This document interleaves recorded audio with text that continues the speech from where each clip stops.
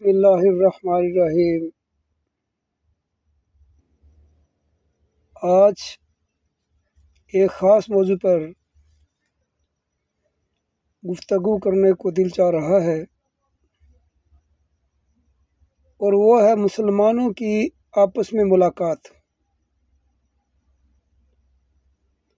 تو اسلام کا یہ طرح امتیاز ہے کہ زندگی کے ہر شعبے میں اسلام نے ہماری رہنمائی فرمائی ہے۔ نبی کریم رؤوف الرحیم صلی اللہ تعالیٰ علیہ وآلہ وسلم، نبی کائنات،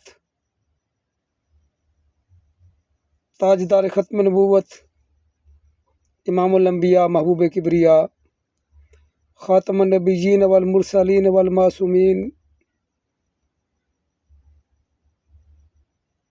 اپنے غلاموں یعنی صحابہ رضوان اللہ تعالیٰ علیہم اجمعین سے مخاطب تھے،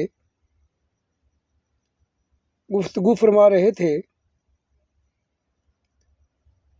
اتنے میں ایک شخص اور آ کر مجمع کے اندر شامل ہوا، اور اس نے آ کر کے کہا السلام علیکم۔ نبی کائنات علیہ الصلوۃ والسلام نے ارشاد فرمایا 10۔ کچھ اور دیر گزری، ایک اور غلام آیا رضی اللہ تعالیٰ عنہ، نبی کریم رؤوف الرحیم صلی اللہ تعالیٰ علیہ وآلہ وسلم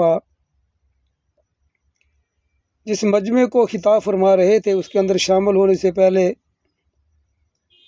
اس نے آ کر عرض کیا السلام علیکم ورحمۃ اللہ۔